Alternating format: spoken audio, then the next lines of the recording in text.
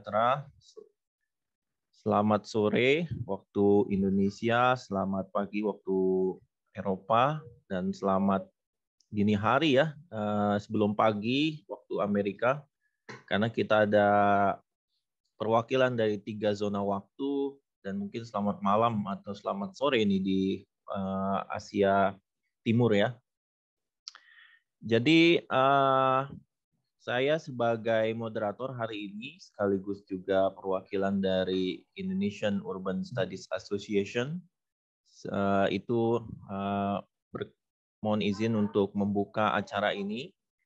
Acara ini merupakan salah satu inisiasi acara dari IUSA sebagai perkenalan sekaligus juga sebagai upaya untuk membangun ya.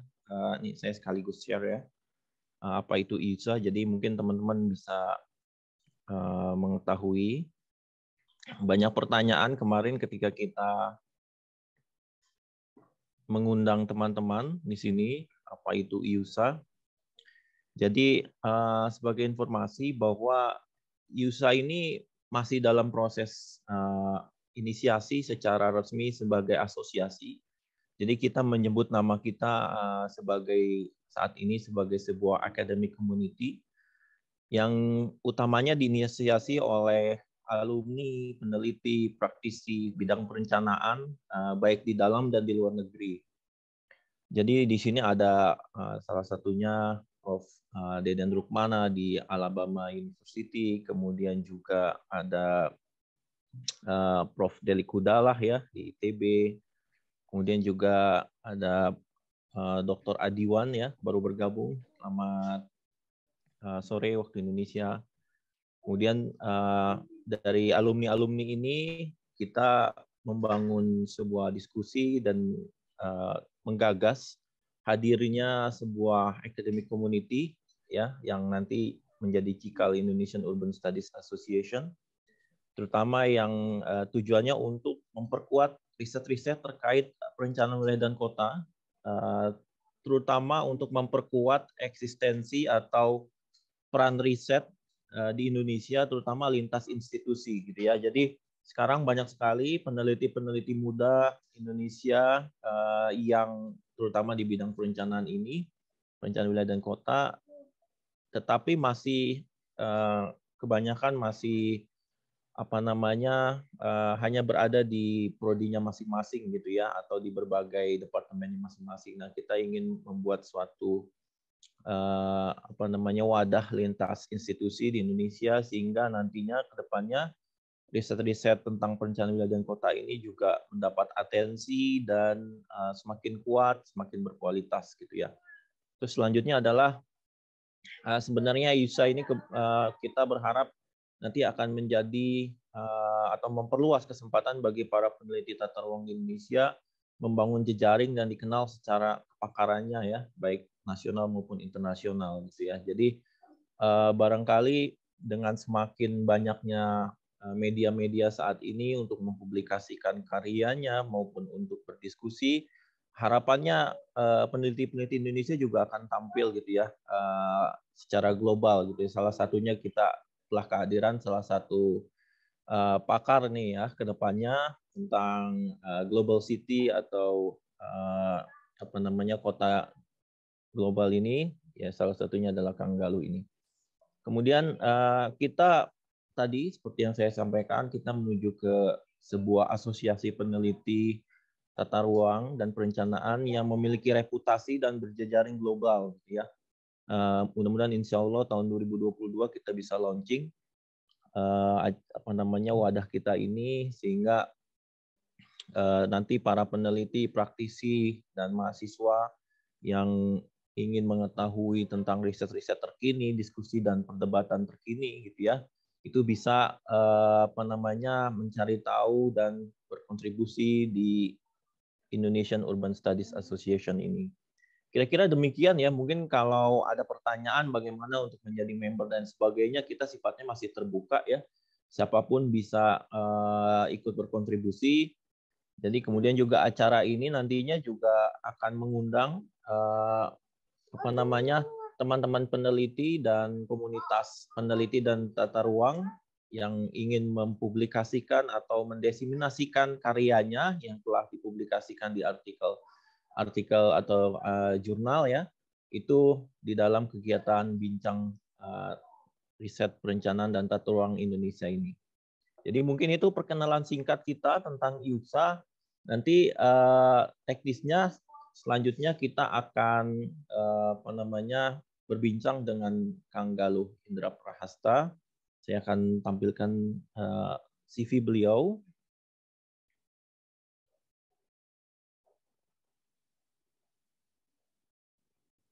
Kang Galuh, mohon izin saya memperkenalkan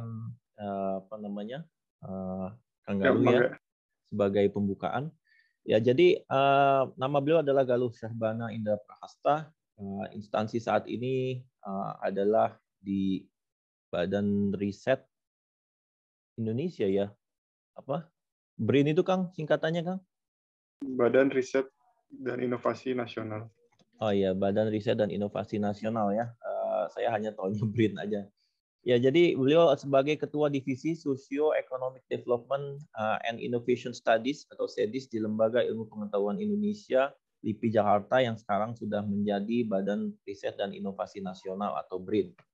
Dan sebagai Koordinator Divisi Pembangunan Sosial dari Ikatan Ahli Perencanaan IAP Indonesia. Saat ini aktivitas beliau juga mengajar dan membimbing mahasiswa pasca sarjana ya S2 dan S3 di IPB University Bogor. Nah, keahlian beliau merupakan seorang pakar geografi manusia dan perencanaan dengan bidang kajian dan penelitian mencakup berbagai topik yang berkaitan dengan pembangunan perkotaan dan wilayah. Nah, saat ini juga beliau telah mempublikasikan berbagai karyanya, salah duanya ini ada di jurnal Habitat International, di mana yang akan kita diskusikan pada hari ini, salah satu karya beliau. Dan juga di jurnal Growth and Change. Nah, bagi teman-teman yang ingin berjejaring atau berdiskusi lebih lanjut bisa menghubungi beliau di email galuh.indraprahasta@gmail.com. Mungkin itu sedikit perkenalan ya. Mungkin nanti sambil jalan kita bisa berbincang dengan beliau tentang riset beliau, kemudian juga tentang pemikiran-pemikiran beliau lainnya. Jadi konsep acara ini kita seperti kegiatan-kegiatan seminar akademik pada umumnya ya, kita bisa berbincang tentang metodologi, latar belakang, research gap, perdebatan yang dibawa oleh peneliti di dalam artikel ini, maupun mungkin ada cara pandang yang berbeda gitu ya. Jadi mungkin rekan-rekan juga bisa bertanya tentang kritik-kritik yang berbeda dari mungkin dari ontologi atau epistemologi dari yang dipakai oleh peneliti di sini. Jadi kita tujuannya adalah memperkuat selain mendesiminasikan apa yang sudah ditulis oleh peneliti. Di sini teman-teman juga bisa ikut berdiskusi tentang mungkin ada realitas yang berbeda dari apa yang sudah disampaikan. Nanti mungkin bagaimana future study-nya di apa yang berangkat dari artikel ini dan sebagainya. Jadi mudah-mudahan harapannya kita setelah acara ini kita bisa membawa pengetahuan dan apa istilahnya kita pulang dengan kepuasan dari menjawab dahaga pengetahuan kita tentang topik yang kita bahas pada hari ini. Mungkin demikian pengantar dari moderator. Saya mungkin sedikit memperkenalkan diri. Saya Bobi Rahman. Saat ini saya sedang menempuh PhD di KU Leuven, Belgia. Dan saya sehari-hari mengajar di Institut Teknologi Sumatera. Jadi itu mungkin sedikit perkenalan dari saya. Kemudian juga nanti kita langsung serahkan ke Kang Galuh ini untuk menyampaikan. Mudah-mudahan Kang Galuh sudah siap. Jadi kita bawa santai aja ya Kang Galuh ya. Ya, ya. Ya, sebagai informasi, komunitas kita ini tersebar di berbagai negara ya, baik di dalam maupun luar negeri. Saat ini telah hadir perwakilannya baik dari Indonesia, dari Eropa, Belgia, Belanda, kemudian juga ada yang dari Amerika, juga ada yang dari Hong Kong ya. Pembicara selanjutnya kita nih Mbak Wiwit ini kebetulan berada di Hong Kong. Jadi terima kasih sudah bisa bergabung dan teman-teman semua di sini. Mudah-mudahan kita memiliki diskusi yang produktif pada hari ini. Oke, mungkin Riza, apakah Kang Galuh sudah bisa share screen atau bagaimana? Sudah bisa. Kang Galuh dipersilakan. Oh iya, baik.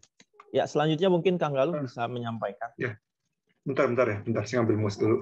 Lupa. Ya, siap, Kang.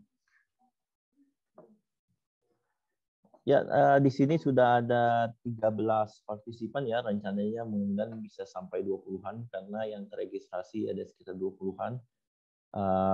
Sekali lagi sebagai informasi, acara ini direkam, jadi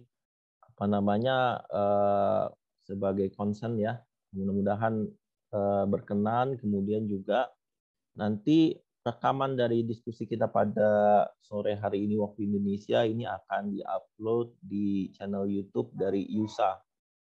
Mungkin tadi kalau ada yang belum bergabung, sebagai informasi bahwa IUSA ini masih berupa academic community ya, yang insya Allah rencananya kita akan menjadi asosiasi resmi pada tahun 2022. Jadi sampai saat ini IUSA masih terbuka bagi seluruh rekan-rekan yang ingin berpartisipasi, ikut berdiskusi, termasuk acara hari ini juga terbuka ya. Kalau ada teman-teman yang sudah mempublikasikan karyanya di salah satu jurnal yang punya reputasi baik, kita juga bisa mengundang atau mungkin teman-teman bisa mengajukan diri untuk menjadi pembicara kita di edisi selanjutnya. Ya, sudah terlihat Kang Galuh. Mungkin silakan, mungkin Kang Galuh bisa mulai diskusinya.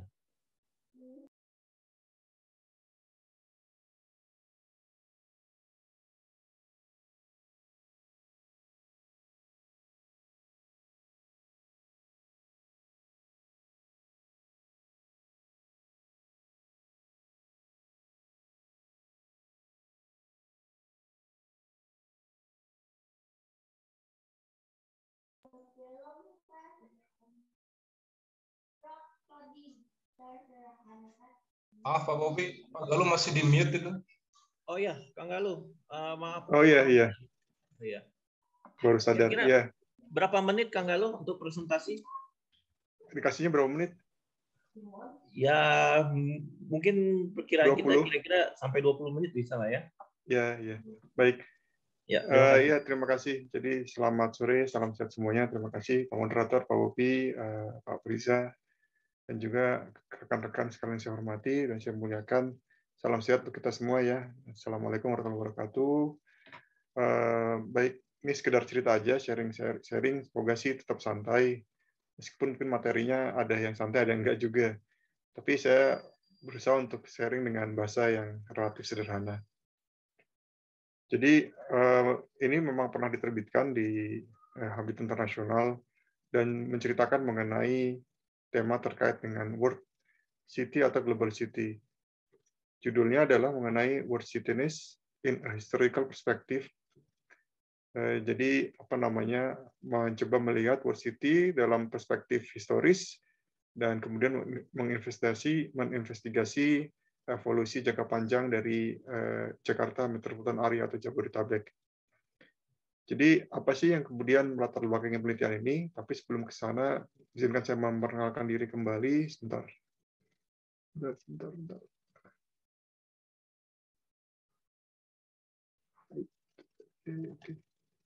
Nah,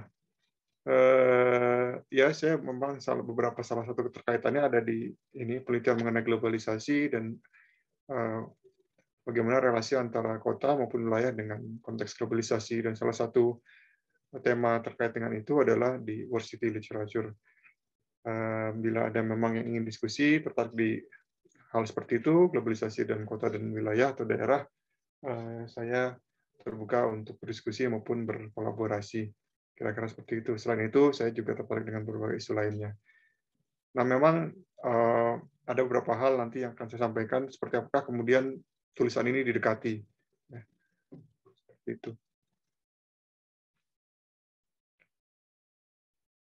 kita mulai aja dari pendahuluan ya. Kenapa sih saya merasa katakanlah tulisan ini bisa menjadi suatu bahan untuk diskusikan.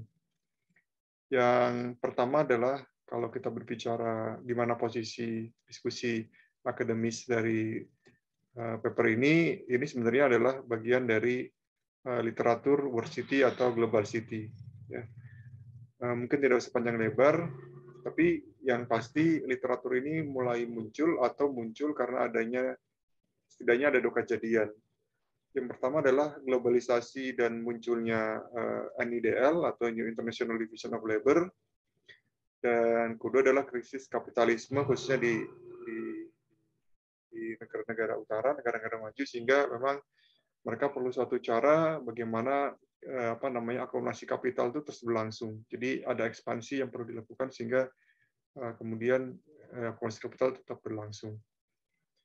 Nah, kemudian ini yang dari perspektif ilmu geografi maupun ilmu planning, para senior kita, misalnya terutama John Friedman, kemudian Saskia Sassen ya.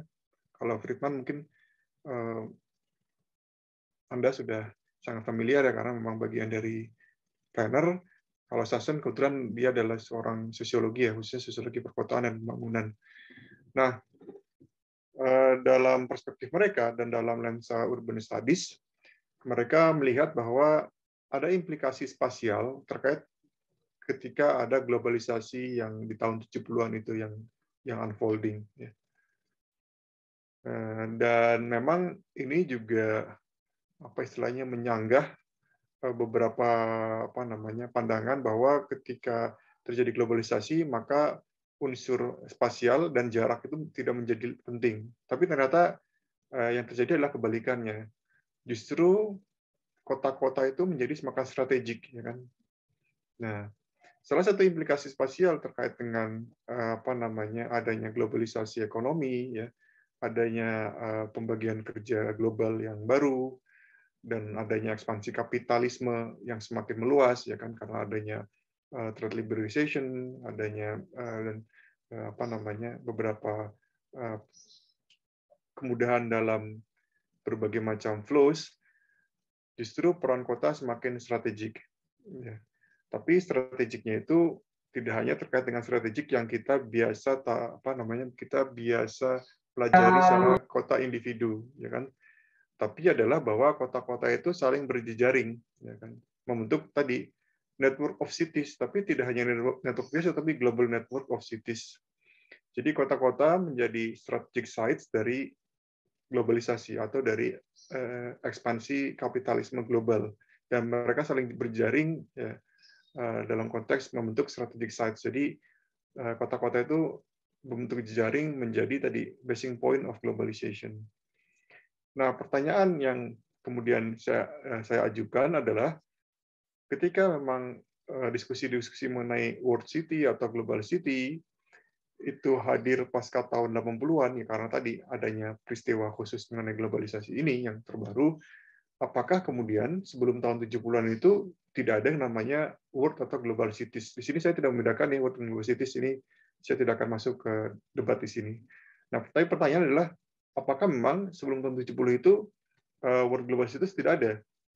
Atau jangan-jangan kita memang terlalu bias melihat bahwa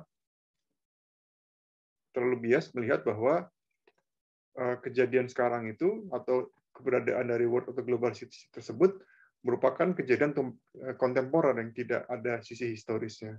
Nah, ini pertanyaan yang saya coba lontarkan. Nah, asumsi dasarnya adalah bahwa sebentar, maaf, baterainya habis.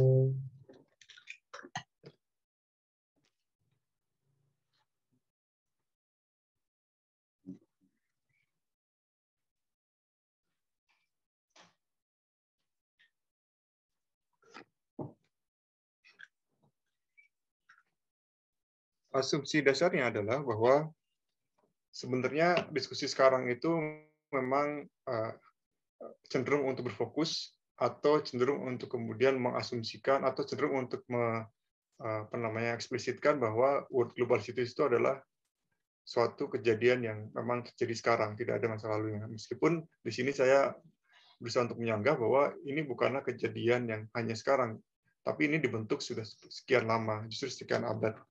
Itu seperti itu. Ini kemudian yang menjadi latar belakang saya. Dan kedua adalah kebanyakan dari World Global Cities itu secara riset lebih banyak berada di negara-negara maju, ya karena tadi kota-kota global atau kota-kota dunia, world atau global city itu memang banyaknya adalah didominasi oleh kota-kota dari negara maju seperti New York. Kalau misalnya kita baca buku Sassen itu contohnya cuma 3, yaitu New York, London, sama Tokyo. Seperti itu.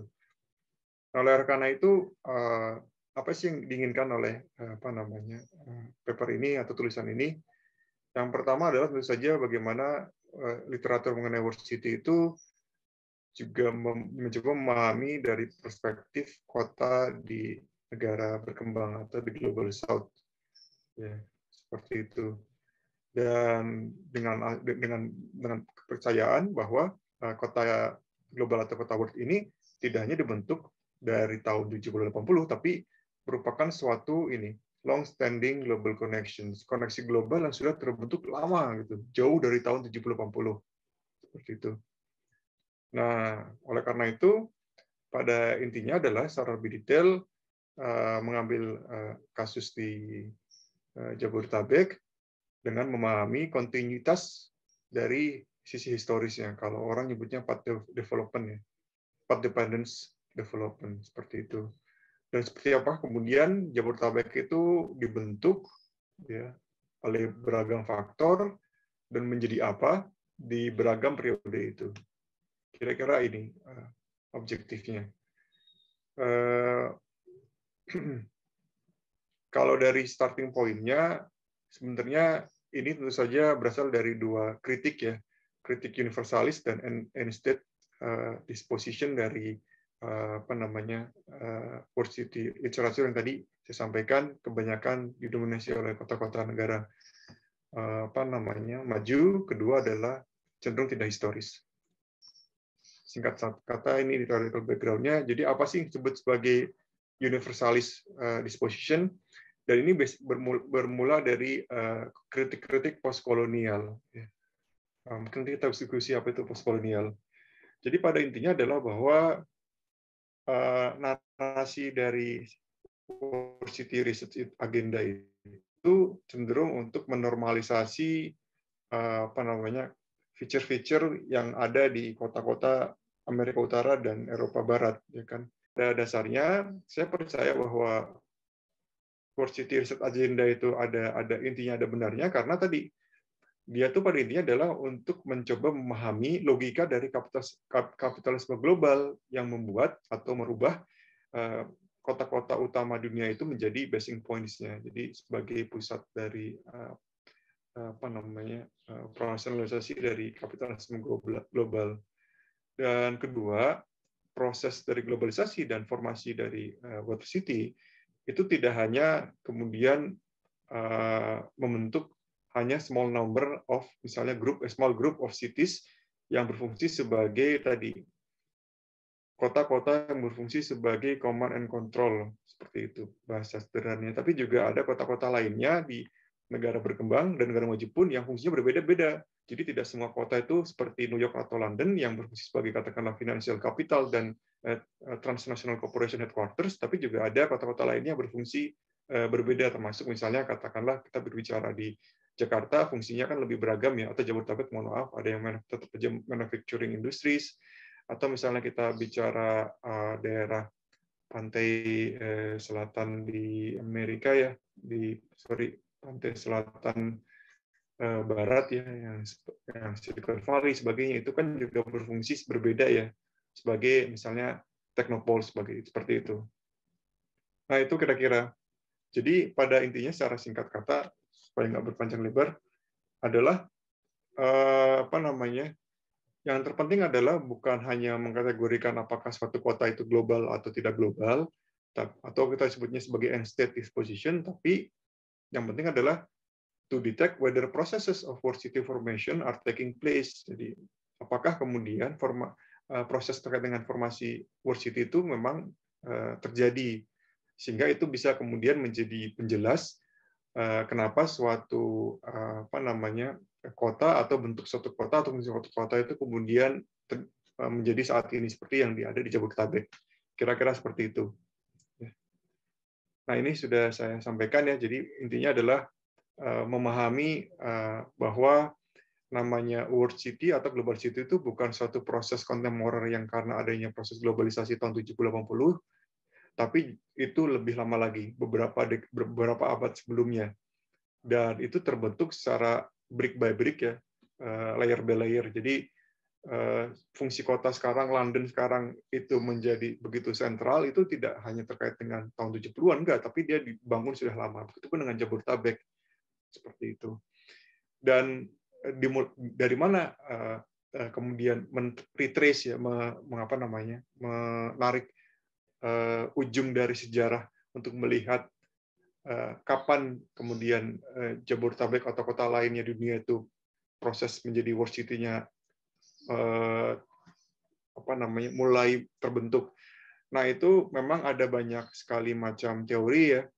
Ada teori yang mainstream dari para akademisi barat, ada juga teori-teori yang tidak mainstream yang dari akademisi barat juga yang punya perspektif lain juga. Cuman saya di sini untuk menyederhanakan, saya menggunakan teori mainstream dari akademisi barat, di mana globalisasi itu dimulai ketika ada krisis kapitalisme pertama dan terbentuknya International Division of Labor yang pertama, yaitu di abad ke-16. Ini bacaannya sangat panjang terkait dengan itu, tapi pada intinya abad ke-16 itu menjadi starting point saya untuk menelusuri proses pembentukan kota global atau kota dunia yang pertama, tidak hanya di negara maju saat itu ya, negara maju saat itu kebetulan ada di barat ya, kalau sebelum itu kan beda lagi, tapi juga bagaimana pengaruhnya itu berdampak kepada pembentukan Jabodetabek saat ini, seperti itu. Dan kita tidak bisa pungkiri ketika kita pakai teori ini, pendekatan ini, asumsi globalisasinya dan International Division of Labor-nya, maka memang negara-negara di Global South, termasuk Indonesia kebanyakan, memang terbentuk karena menjadi bagian dari pertamanya colonial city, atau yang memang daerah-daerah terokupasi yang terjajah oleh negara-negara maju, seperti itu. Saya di sini melihat konteks penjajahan sebagai bagian dari globalisasi ya. Mungkin itu juga perlu dicatat. Nah, untuk membagi periode itu, melihat bagaimana tadi historical accumulation path dependent development dari suatu kota global atau World City Global City Jabodetabek, maka ada 5 hal yang saya coba kasih penekanan ya, yang dibagi dalam 2 elemen. Pertama faktornya, kedua adalah implikasinya. Ada faktor global yang mempengaruhi dan juga ada faktor nasional yang mempengaruhi. Mempengaruhi apa? Yang mempengaruhi tadi Jabodetabek sebagai, atau perkembangan Jabodetabek sebagai kota global. Implikasinya ada 3 yang saya coba tekankan. Pertama adalah karakter dan fungsinya. Kedua adalah bagaimana posisi Jabodetabek dalam sistem perkotaan nasional dan bagaimana posisi Jabodetabek dalam sistem perkotaan global. Ini datanya terbatas ya, jadi banyak literatur banget seperti itu.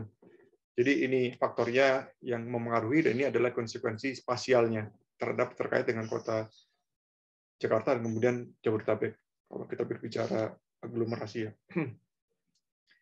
Nah, ini pembagiannya. Jadi saya membagi ke 3 periode.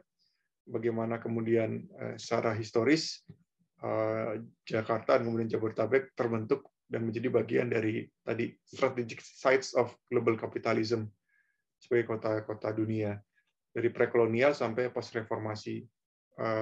Saya di sini nggak bagi secara detail yang untuk beberapa hal karena memang di jurnalnya terbatas juga halamannya seperti itu. Nah, prekolonial ini mungkin saya bisa cepat. Nah, sebelum prekolonial itu asumsi saya di sini karena tadi saya menggunakan literatur tertentu yang bagi orang mungkin berbeda, belum terjadi tanda kutip the first International Division of Labor abad ke-16 ya. Ketika itu Tapi yang terjadi sebenarnya kita sudah mengalami era globalisasi ya dalam arti yang lain, yaitu perdagangan secara global kan sudah terjadi ya, terutama kita dengan Afrika dan juga dengan Asia ya, seperti itu, termasuk dengan negara Asia Timur dan Asia Timur Tengah seperti itu.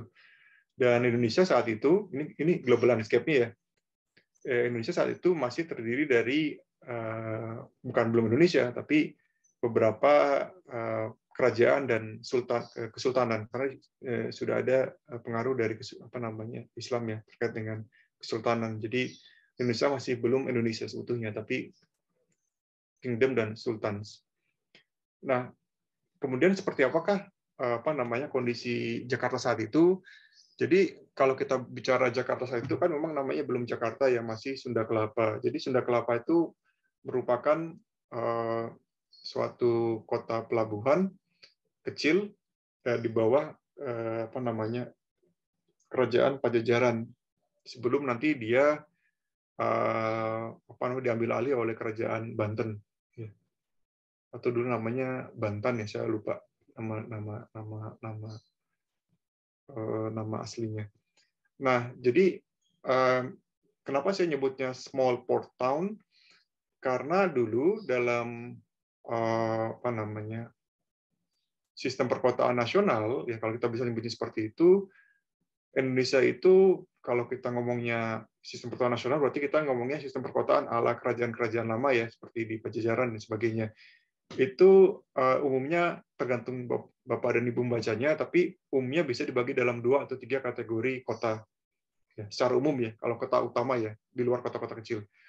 Yaitu kota pantai atau ya coastal city atau port town, satu lagi sacred city atau biasanya administrative cities. Dan menariknya dalam konteks sistem perkotaan nasional saat itu adalah kota-kota utama itu justru bukan kota pantainya, tapi kota yang tadi administrasinya, kota sakralnya itu ada di pedalaman. Jadi kalau Bapak dan Ibu misalnya melihat Pajajaran dulu di mana sih ibu kotanya? Di Kota Bogor. Kota Bogor kan bukan kota pantai. Atau misalnya ketika kita bicara Borobudur di mana sih? Kan Borobudur juga terletaknya di dalam, jadi di inland. Nah, sistem perkotaan Indonesia itu dulu seperti itu. Bahwa kota-kota sentralnya terkait dengan administrasi dan peribadatan itu justru ada di inland. Adapun kota-kota coastalnya atau port town-nya itu seperti Sunda Kelapa, Makassar, kemudian Banten, dulu namanya Banten tuh, saya nggak tahu sekarang namanya apa, sebelum jadi provinsi itu ada pelabuhan Banten. Terus kemudian juga ada Surabaya dan sebagainya, itu adalah kota pelabuhan tapi kecil, dan dia fungsinya biasanya tidak ada tidak ada otoritas tertentu dari kerajaan, tetapi dia memang hanya berfungsi sebagai port town ya, sebagai kota pelabuhan aja yang melakukan transaksi dagang saja, bukan kota sentral. Jadi memang ukurannya masih kecil. Dalam konteks sistem perkotaan di global ya, Sunda Kelapa itu sudah menjadi terkoneksi dengan berbagai macam kota-kota pelabuhan lainnya. Seperti itu. Intinya ya seperti itu. Nah, di zaman kolonial ini kemudian ini berubah. Nah, di kolonial ini saya membagi ke dalam 3, VOC, kemudian Dutch East Indies, dan ketiga adalah Jepang. Meskipun Jepang mungkin sebagai pencilan ya, maksudnya karena cuma 2-3 tahun. Nah, di sini kadang kita berdebat ya, apakah memang Belanda itu menjajah kita 3,5 abad, atau Belanda sebenarnya menjajah kita itu kurang daripada itu. Karena kalau Bapak dan Ibu membaca sejarah ekonomi lah, kita ngomongin sejarah itu ada sejarah historis beneran ya, ada sejarah ekonomi. VOC itu kategorinya bukan negara. VOC itu adalah, bahkan kalau kita bicara literatur, teman saya kebetulan baru aja nulis buku mengenai VOC, bahwa VOC, dan itu ternyata membenarkan klaim saya bahwa VOC itu adalah the first transnational corporation in the world.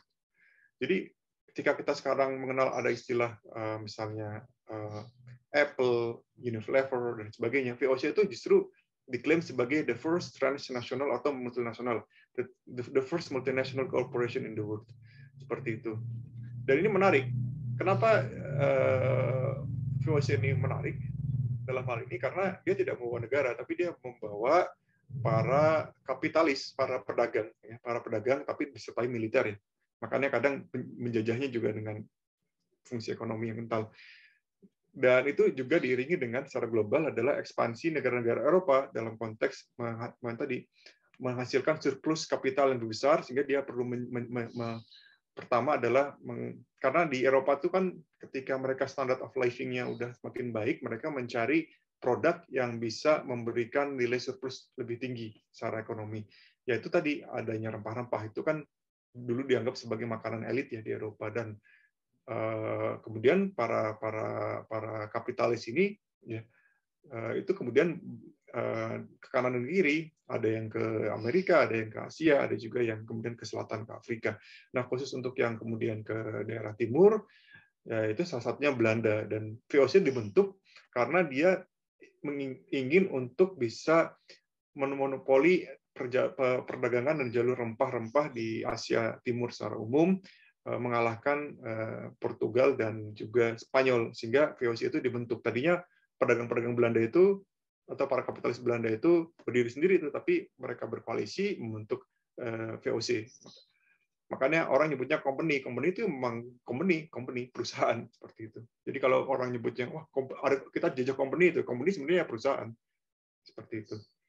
Nah, dalam konteks nasional, Indonesia masih terdiri dari kerajaan dan kesultanan.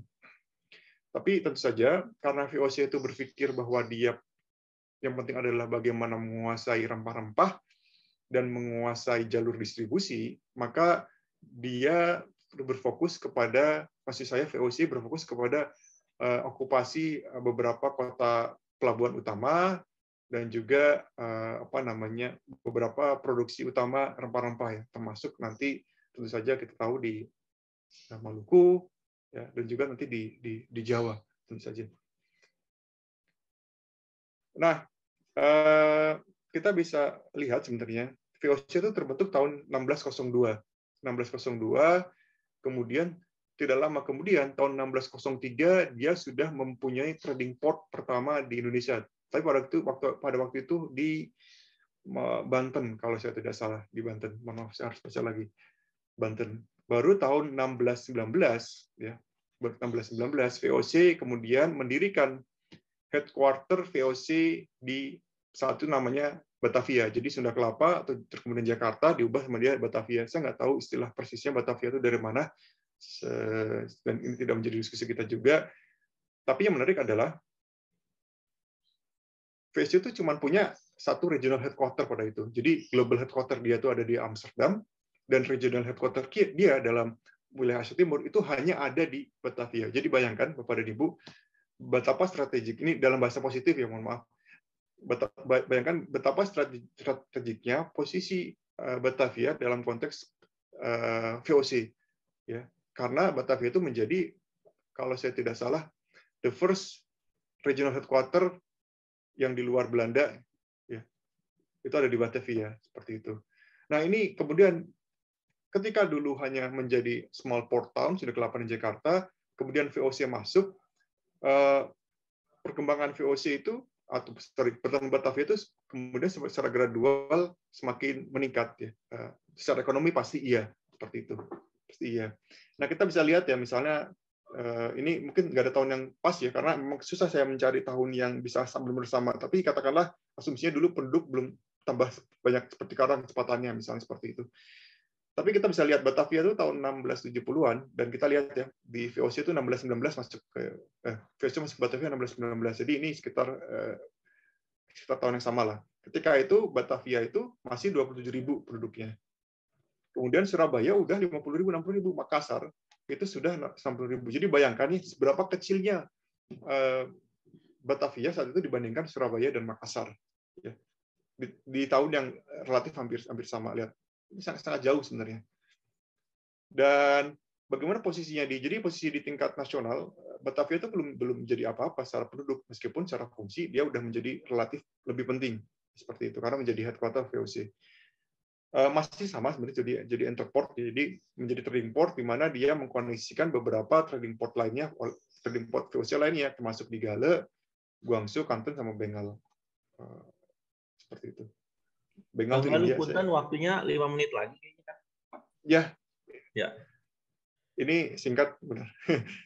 Nah, itu kemudian setelah VOC kan bangkrut ya tahun 1719 dan kemudian ketika VOC bangkrut, mereka nggak pergi begitu aja. Mereka digantikan oleh pemerintah kolonial Belanda atau Dutch East Indies Colonial Government, ya, seperti itu.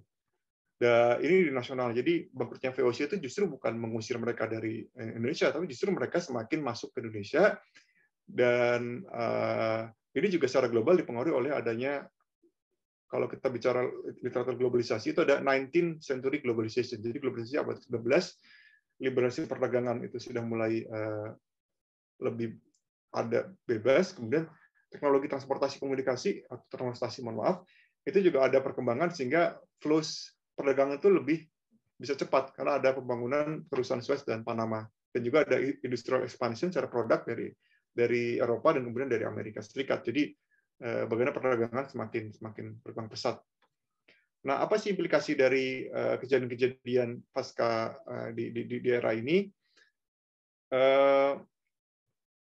Batavia yang tadinya hanya sebagai headquarter di VOC itu dirubah oleh Dutch Colonial Government, ya, menjadi capital city of the colony. Namanya tetap sama, Batavia. Jadi fungsinya berubah.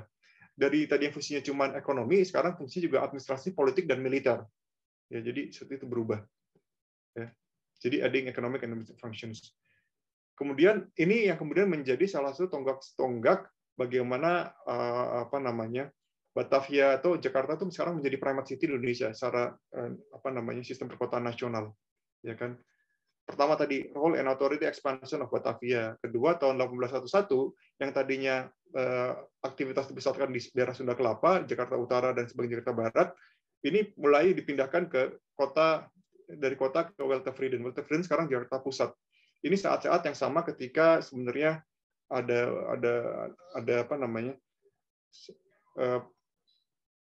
saat-saat yang sama juga ada beberapa kebijakan yang membuat Batavia begitu spesial. Pertama, Batavia atau Jakarta itu mendapatkan semacam hak eksklusif terkait dengan perdagangan ekspor impor. Jadi yang boleh melakukan ekspor impor saat itu adalah hanya Jakarta. Sempat beberapa tahun seperti itu. Jadi Surabaya, Semarang, Makassar tidak lagi saat itu. Nah, ini penduduk Batavia semakin lama semakin besar. Tadinya kecil banget, tahun 1891 itu Batavia udah 126.000 dan sejajar dengan perluasan wilayah. Itu sudah hampir sama besar dengan Surabaya dan 50% lebih besar daripada Semarang. Tahun 31 atau sekitar 4 abad setelahnya, Batavia itu lebih 50% daripada Surabaya. Jadi sudah semakin pesat perkembangannya. Dalam konteks sistem perkotaan global, Batavia menjadi colonial outpost. Ini mungkin dari Japanas kolonial tidak banyak yang bisa disampaikan. Intinya adalah bagaimana Batavia tetap menjadi kota penting, tapi namanya diubah jadi Jakarta. Seperti itu. Fungsinya tetap sama, menjadi economic administrative function, dan tadi tetap menjalankan sebagai kota yang semakin primate. Bagaimana ini dua terakhir di era setelah kemerdekaan, jadi saya nyebutnya adalah proto demokratik ya, di Orde Baru dan Orde Lama dan Orde Baru. Yang pertama adalah di saat Orde Lama itu Jakarta menjadi center karena tadi bagi Pak Karno dan sebagai negara yang baru merdeka ada semangat untuk nasionalisme di mana Jakarta sebagai simbol atau showcase dari negara yang baru merdeka. Jadi seperti itu. Pada intinya adalah tadi sebagai karakter dan fungsinya symbol of power and unity of Indonesia. Jadi dalam konteks perkotaan itu memperkuat kembali pembangunan Jakarta as primate city, dan dalam konteks global ini yang menarik. Jadi Jakarta cenderung berjaring dengan Third World Global Alliance, dan pada akhir jabatan Pak Karno dengan negara-negara yang dikatakan sebagai negara sosialis secara keterkaitan global. Nah, dalam konteks Orde Baru ini yang udah masuk kepada tadi globalisasi kontemporer saat ini tahun 70-80, yaitu era Pak Harto. Dan tentu saja ada liberalisasi ekonomi secara gradual, lebih besar lagi, pemerintahnya sama, tetap otoritarian, ya, tapi secara global tadi semakin tidak terbatas karena globalisasi yang memang semakin menjalar sejak situ. Karakter fungsinya Mungkin kalau di zaman Orde Baru lebih kepada administrative function, ekonominya ambruk Indonesia pada saat itu, dan akhirnya Jakarta tidak hanya menjadi center of symbol of power dan sebagainya, tapi juga menjadi economic heartbeat of Indonesia. Jadi Pak Soeharto kan memang cenderung untuk pro investasi dan sebagainya. Tapi ini juga menimbulkan implikasi secara spasial. Jadi tidak hanya Jakarta yang berkembang, tapi juga daerah periurbannya, daerah sekitarnya, Bodetabeknya, karena tadi ada limpasan-limpasan investasi asing dalam konteks industri manufaktur. Dan perkembangan itu tentu saja berimplikasi juga terkait dengan sistem perkotaan nasional, di mana Jakarta dan Jabodetabek menjadi kota yang semakin primate ya. Dalam konteks global system, tadi Jabodetabek semakin mengukuhkannya sebagai gateway to global economy dan juga sebagai node industri dalam payung New International Division of Labor. Ini salah satunya bagaimana perkembangan Jakarta dan Jabodetabek ya secara penduduk, bahwa sejak tahun 70-an ke atas perkembangan Jabodetabek atau daerah pinggirannya, karena tadi untuk menampung segala macam aktivitas ekonomi dan sosial itu semakin pesat di pinggiran. Nah, ini dari sisi urban primacy, ini dari konteks population.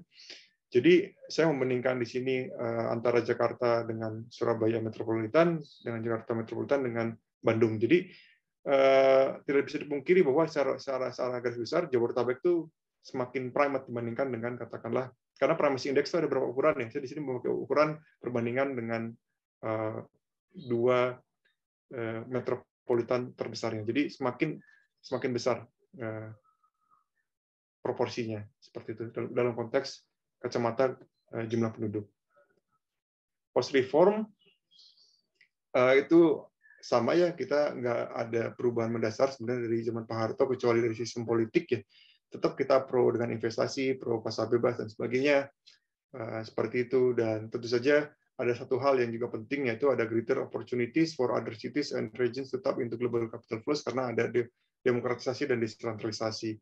Dan itu menariknya berimplikasi terhadap perkembangan kota dan kabupaten di luar Jabodetabek. Itu saya akan perlihatkan secara sederhana. Tapi yang pasti Jabodetabek penting ya, secara Jakarta sendiri sebagai capital city dan Jabodetabek sebagai economic powerhouse di Indonesia. Jadi di national system sama ya, sistem nasional, Jakarta tetap menjadi penting, tidak hanya sebagai service center khususnya di Jakartanya, tapi di sekitarnya tetap menjadi manufacturing industries khususnya yang lebih high tech, tidak yang low technya kan bergeser ya. Dari konteks global system sebenarnya serupa dengan yang Pak Harto, tapi mungkin secara relasi global sekarang kita lebih dekat atau berbeda jaringnya dengan kota-kota lainnya di dunia yang memang menjadi sumber ekonomi global seperti China. Ini maksud saya terkait dengan terkait dengan investasi. Jadi yang tadinya memang sangat di Jakarta dan Jawa, tapi kita lihat bahwa lambat laun pasca reformasi kita bisa lihat semakin lama banyak yang investasi secara umum ya, secara agregat di luar Jawa. Tapi memang ini tidak mempengaruhi secara garis besar terkait dengan primasi Jabodetabek ya, kita lihat ya, minimal sampai tahun 2010, karena saya menggunakan data sensus dan saya belum dapat 2020 sensusnya, penduduknya ada trennya masih cenderung naik Jabodetabek, apapun regardless dari investasi yang kemudian semakin menyebar ke daerah luar Jawa. Kira-kira itu singkatnya, mohon maaf kalau terlampau lama, saya balikan ke Pak Moderator. Terima kasih. Ya, terima kasih Kang Galuh atas presentasinya tadi yang sudah kita dengarkan bersama, bagaimana perjalanan kota metropolitan Jakarta ini menjadi sebuah global city ya. Jadi amat dipengaruhi oleh proses-proses yang terjadi dari sebelum kemerdekaan ya, kalau tidak salah pada abad ke-12 atau ke-13 ya tadi yang mungkin Kang Galuh sampaikan, hingga pasca reformasi ini. Ya, jadi bagi rekan-rekan yang ingin punya pertanyaan, dipersilakan. Nah, di sini sudah ada yang mengangkat tangan, Prof. Delik. Silakan Prof. Delik mungkin menyampaikan pertanyaannya. Ya, terima kasih. Selamat sore. Assalamualaikum. Ini, mohon maaf saya masih terjebak macet, jadi mungkin penampakannya tidak terlalu kondusif ya. Tapi yang dibahas saya kira menarik sekali ya, meskipun memang Global City itu is not a new literature gitu ya, tetapi kita lihat memang sekarang juga kita sedang di tengah berbagai apa istilahnya ya, sebetulnya mau ke arah kemana gitu ya. Ada yang terjadi dikotomi, ada yang sangat pro global, pro nasionalisme gitu ya, di berbagai belahan dunia gitu ya. Itu satu titik kritis juga. Nah, tapi pertanyaan saya tadi yang tertarik itu bahwa Global City itu driven by kapitalisme ya, tapi tadi kurang ini seperti apa. Tetapi yang menjadi pertanyaan bagaimana mengkaitkan perkembangan kapitalisme dengan perkembangan kota global. Mungkin saya ingin pencerahan apakah terjadinya kota-kota global itu sesuatu yang natural, linear, gradual, atau itu suatu tahap-tahap yang penuh turbulensi ya. Apakah misalnya pengaruh krisis di suatu tempat atau pada skala tertentu menyebabkan kondisi kota global tertentu di tempat lain atau di skala yang berbeda gitu. Semoga tidak terlalu abstrak. Itu pertanyaan saya. Terima kasih. Ya, terima kasih Prof. Delik atas pertanyaannya. Ini luar biasa, di tengah-tengah perjalanan masih bisa mengikuti diskusi kita dan memberikan tanggapan pertanyaan. Mungkin silakan bagi rekan-rekan yang lain apabila ada pertanyaan dan diskusi juga mungkin bisa raise hand, nanti mungkin kita persilakan setelah pertanyaan dari Prof. Delik dijawab oleh Kang Galuh. Mungkin mau dijawab dulu Kang Galuh atau kita ke pertanyaan lain? Ada satu lagi kayaknya yang bertanya. Ya, ini saya lihat dari Pak Irul. Direktorat Pembangunan Daerah, Bappenas ya, Kang Irul. Pak Irul. Ini berisik banget nih, sorry. Silakan Kang Irul. Gimana ya? Pertanyaan singkat aja ya. Ya gimana? Kenapa kedengaran ya? Kenapa ada preferensi di awalnya itu ke Batavia ketimbang ke Surabaya ya? Karena kalau lihat dari jumlah penduduk tadi kayaknya jauh lebih besar Surabaya ya di tahun-tahun 16-an, 17-an itu ya. Gitu ya. Kalau kita lihat part dependence atau apa harusnya mengarahnya ke Surabaya ya awalnya ya. Atau Makassar gitu ya. Kenapa ada apa semacam fokus atau investasi besar-besaran dalam hal trade atau apa tadi ke arah Batavia gitu aja sih, mungkin mudah-mudahan nggak bisa mendengar suara saya dengan baik. Ya, salam Mas Galuh. Ya, salam Pak Irul. Ya, terima kasih Kang Irul atas pertanyaannya. Menarik ya, kenapa yang diambil Jakarta dibandingkan kota lainnya gitu. Dan mungkin ini juga menjadi pertanyaan saya juga, mengapa beberapa peneliti Indonesia yang mulai muncul gini ya, mulai dari dulu Prof. Delik, ada Prof. Deden, dan semuanya yang pernah mempublikasikan riset-risetnya tentang kota di Indonesia itu banyaknya justru yang mendapatkan atensi itu berangkat dari riset tentang Jakarta gitu. Sementara kalau yang kota-kota lain ini kurang dapat perhatian gitu ya. Mungkin ada mungkin Kang Galuh juga bisa menjawabnya sekaligus gitu ya. Di sini ada lagi yang mau bertanya Kang Galuh, apa mau ditampung dulu atau langsung dijawab? Dulu. Saya langsung jawab yang tadi dulu, dua aja dulu ya, supaya nggak lupa. Maaf nih. Ya, silakan. Mungkin Kang Galuh, Mbak Ira mohon izin setelah dua pertanyaan tersebut dijawab mungkin. Ini sambil saya belajar ya, jadi mungkin ada yang salah juga. Siap. Yang pertama dari Pak Prof ya. Memang ini jawabannya mungkin tidak memuaskan, tapi yang saya pahami adalah bahwa kapitalisme itu kan, kalau kita bicara kapitalisme itu kan kita bicara agen ya. Yang pasti agennya bukan kota. Agennya itu orang ataupun perusahaan. Nah, dan prinsip kapitalisme itu adalah bagaimana akumulasi kapital itu kan tidak boleh berhenti. supaya keuntungannya semakin tetap kontinu dan semakin bertambah. Nah, kapitalis itu yang pertama kali ada di dunia, khususnya di era modern lah, setelah abad 15 itu kan para merchants ya, para pedagang yang disokong oleh teman-teman yang bergerak di sektor finansial, terutama banking. Nah, itu mereka kan orang-orang yang sangat paham bagaimana yang namanya akumulasi uang itu tidak boleh berhenti sehingga ekonomi tetap tumbuh. Nah, kota itu bukan aktor, tapi tempat di mana operasionalisasi dari kapitalisme itu bisa dijalankan dengan berbagai bentuknya. Misalnya, kota Amsterdam menjadi sentral pada waktu itu, dan bahkan disebutkan abad ke-16-17 adalah Amsterdam itu sebenarnya New York-nya dunia saat itu.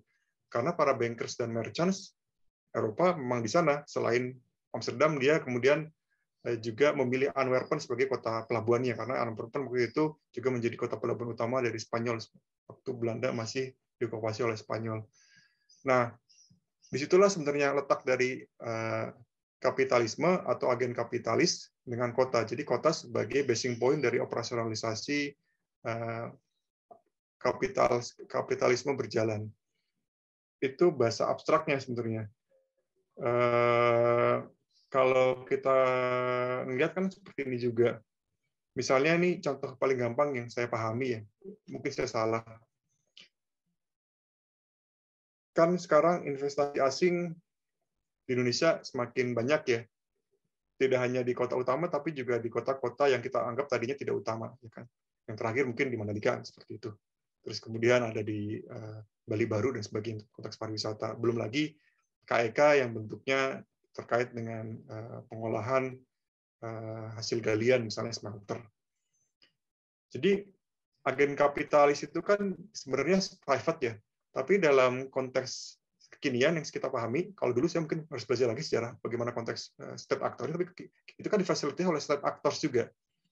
Dan itu kemudian membuat daerah-daerah tertentu menjadi operasionalisasi dari kapitalisme itu dengan bentuk yang berbeda-beda. Katakanlah kalau di daerah-daerah pertambangan galian, misalnya di Sulawesi, itu jadi sebagai akumulasi kapital yang terkait dengan tambang misalnya. Kalau di Jakarta, dia tetap menjadi agen kapitalis karena semua pajak terkait dengan perusahaan itu kan larinya ke Jakarta, seperti itu. Begitupun dengan misalnya KEK yang ada misalnya di konteks pariwisata, kan itu juga bagian dari bagaimana akumulasi kapital sehingga para agen kapitalis itu baik private maupun state actor mendapatkan untung. Dalam konteks private adalah profit, dalam konteks state actor mungkin ada profitnya kalau mereka ngambil rente, dan kedua adalah bagaimana menghasilkan nilai tambah ekonomi bagi Indonesia, kan kira-kira seperti itu. Dan kota itu bisa bergeser aja seperti itu sebenarnya fungsinya atau jumlahnya dan sebagainya. Nah, terkait dengan apakah memang perkembangan natural atau kan ada shock, sejauh ini kedua-duanya. Tapi yang saya pahami terkait dengan kejadian kapitalisme ataupun ekspansi kapitalisme di dua periode, pertama di abad ke-16 dan di abad ke-20 akhir yang tahun 70-an itu adalah karena adanya krisis kapitalisme.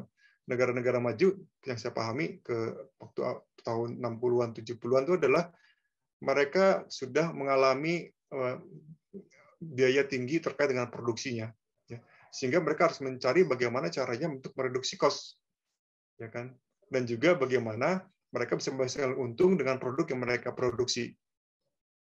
Karena memang negara berkembang pasca kemerdekaan sudah berkembang, sudah tumbuh secara bertahap, maka peluangnya adalah bagaimana kalau misalnya mencari pasar baru di negara berkembang, itu pertama. Kedua, bagaimana ketika membuat unit produksi di negara berkembang di mana tenaga kerjanya lebih murah. Itu tadinya ada krisis, karena kalau mereka nggak ada strategi untuk ekspansi produksi, maka ekonominya kolaps, ya kan, seperti itu. Begitupun dengan negara-negara di Asia Utara ya, maaf, Asia Timur di utara, Jepang, Korea juga sama. Nah, terkait dengan begitupun di abad ke-16, mohon maaf, itu juga sama, terkait ada krisis kapitalisme di era itu. Nah, untuk yang Bang Irul, ini jawabannya saya nggak bisa memuaskan karena saya sendiri masih bertanya sebenarnya kenapa sih membuat Belanda kemudian memilih Batavia dibandingkan kota lainnya. Yang pasti kalau di sini yang saya maksud dengan path dependent itu adalah path dependent ditarik dari Jabodetabek sekarang sampai Batavia ketika VOC masuk. Nah, ketika VOC belum masuk, itu berarti VOC itu dan kemudian pemerintah kolonial Belanda itu path creation, membentuk path baru. Jadi kalau mereka path dependent ya mereka akan milih Surabaya, Makassar, atau yang lainnya. Tapi mereka path creation. Nah, path creation itu apakah karena faktor kesengajaan, ketidaksengajaan, atau yang lainnya, saya juga tidak tahu pasti. Yang pasti sebenarnya sebelum mereka memilih Batavia, mereka sebenarnya punya namanya mereka sebenarnya sudah berkolusi dengan, mohon maaf ini bahasanya rada kasar, berkolusi dengan Kesultanan Banten, ya, Kesultanan Banten, dan kemudian setahu saya Kesultanan Banten itu memberikan lahan warehouse di pinggiran Sungai Ciliwung yang sekarang di Jakarta. Jadi mungkin itu awal mula kenapa pada akhirnya mereka memilih salah satunya di Batavia, karena tahun 1603 VOC datang ke Indonesia sudah ada outpost di Banten. Tahun 1619 mereka mendirikan headquarter di Batavia. Jadi ada sekitar 15 tahun mereka mengenal Batavia. Itu yang pertama. Kedua, mungkin ada sisi persaingan. Kalau Makassar mungkin terlalu jauh dari konteks Malaka, karena pada itu Malaka menjadi outpost-nya dari Portugis ya. Jadi di situ. Dan saya nggak tahu apakah dulu Selat Sunda itu sedemikian strategiknya secara perdagangan sehingga Batavia dianggap lebih menguntungkan. Itu hal-hal yang saya juga perlu pelajari lagi sih, Pak Irul. Gitu. Ya, baik, Kang Galuh, terima kasih untuk dua pertanyaan tadi, jawaban untuk dua pertanyaan. Mungkin sementara kita beranjak ke pertanyaan selanjutnya ya dari Mbak Ira. Silakan Mbak Ira. Ya, makasih Pak Bobi. Sebelum bertanya, mungkin saya mau sharing dulu sedikit dari apa yang saya baca, yang setahu saya. Jadi yang tadi yang Pak Galuh bilang kita sekitar 350 tahun dijajah, mungkin itu nggak bisa digeneralisasi untuk semua wilayah Indonesia. Kebetulan riset saya juga tentang perkembangan kota yang dimulai dari kota tradisional. Nah, itu memang akan berbeda-beda setiap wilayah. Itu satu yang harus kita luruskan. Kemudian yang tadi yang Pak Bobi juga menanyakan kenapa risetnya di Jawa, paling banyak sejarah itu juga saya banyak baca bukunya itu, ternyata salah satu dari peneliti Belanda itu ngomongin seperti ini, karena Jawa itu paling lama dijajah, kemudian dia kotanya yang paling dinamis, dan sumber datanya juga paling banyak ditemukan di Belanda. Jadi makanya riset-riset itu banyak tentang sejarah perkembangan kota itu banyak di Jawa. Makanya saya mengambil bergeser ke wilayah Sumatera sekarang perkembangan kotanya. Itu. Nah, kemudian yang menarik yang buat saya tanya itu, karena ini berbicara tentang perkembangan kota dari konteks world global, bahwa tadi itu kan dimulainya di awal abad ke-16, dan itu kan di New York awalnya. Mungkin di Jakarta nggak abad ke-16, tapi kalau menurut ceritanya tadi yang saya simak, itu di awal abad ke-17 ya, Pak Galuh ya, kalau nggak salah. Nah, di awal abad ke-17 itu, tapi ini mohon dikoreksi kalau saya salah nangkap, karena tadi kayaknya ceritanya seru, tapi karena waktunya terbatas ya, kalau kita terus ini pasti ini seru banget ini untuk perkembangannya. Itu dia menjadi kota global itu kan pertama itu ada konteks ekonomi. Nah, dalam konteks ekonomi itu kemudian tadi juga dipilih karena dia dengan Jakarta, kemudian Surabaya, dan dengan Makassar. Kalau menurut saya baca beberapa referensi, salah satunya kenapa dia itu bisa Belanda ini bisa menanamkan kukunya selain masalah sumber daya alam adalah bagaimana dia bernegosiasi dengan penduduk setempat untuk bisa mendapatkan lahan. Salah satunya mungkin di Banten, ini mungkin praduga saya, karena di wilayah pendidikan saya seperti itu.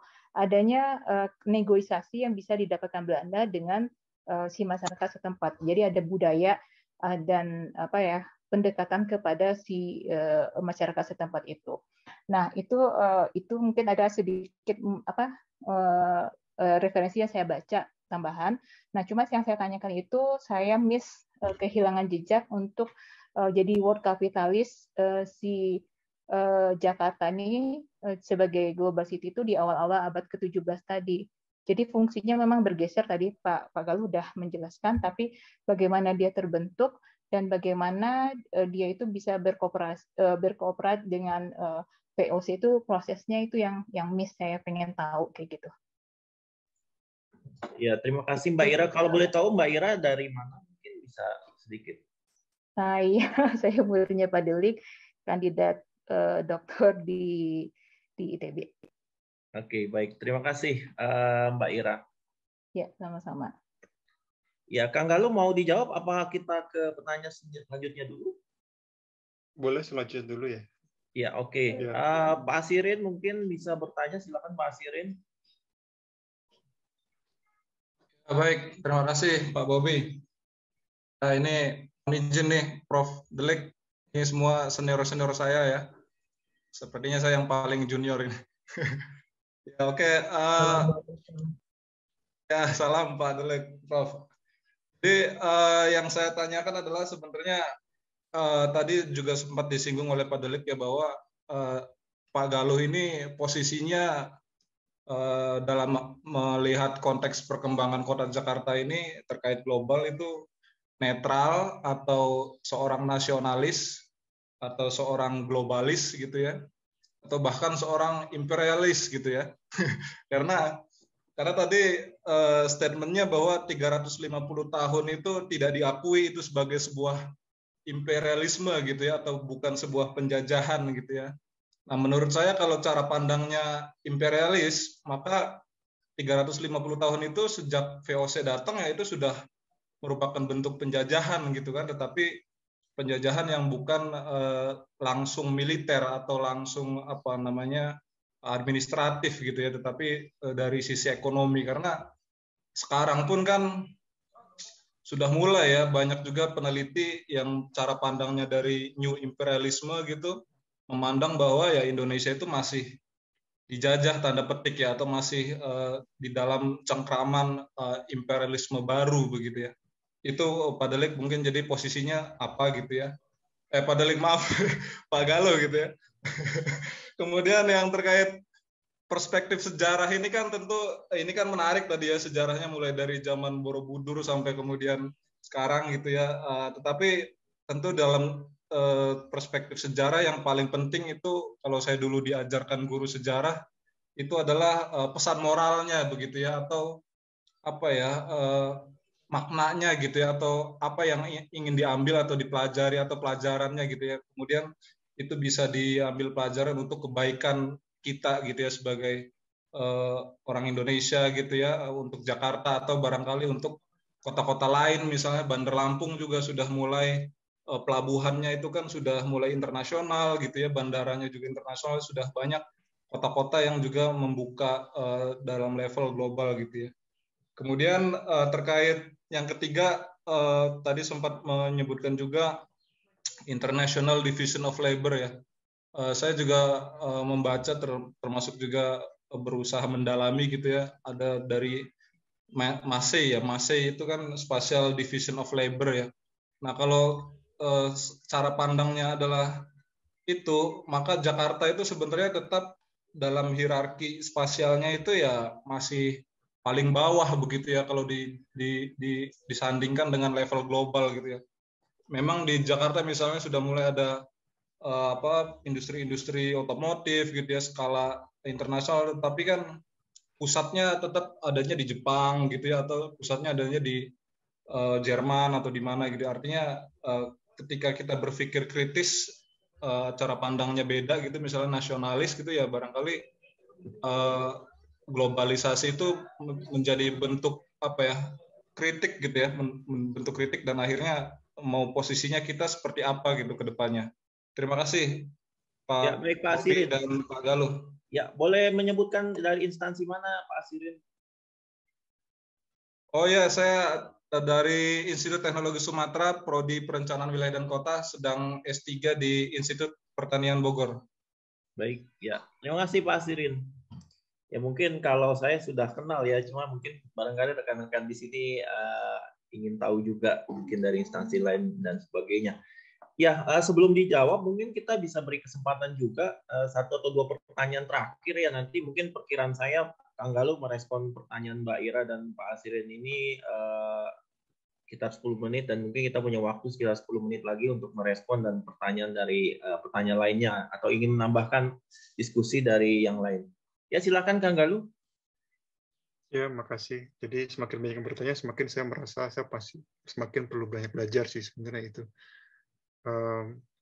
Yang pertamanya dari Mbak Ira ya, jika saya memang menangkapnya dengan benar, bagaimana sebenarnya relasi antara VOC dengan terbentuknya Batavia sebagai bayi awal dari World City, itu memang saya tidak menulis secara dalam ya di dalam paper tersebut, dalam konteks yang benar-benar dalam. Jadi kan maksud saya menulis bagian untuk yang itu adalah saya ingin menyampaikan dan kemudian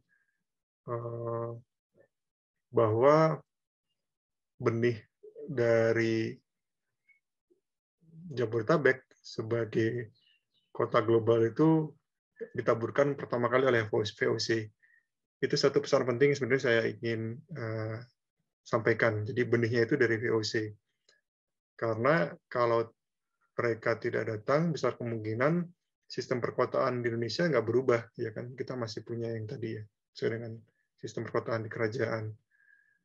Dan terlebih ketika VOC digantikan oleh katakanlah pemerintah kolonial Belanda yang menyebabkan Batavia yang tadinya hanya sebagai katakanlah economic center dalam konteksnya commerce dan trading, itu juga menjadi political dan military center.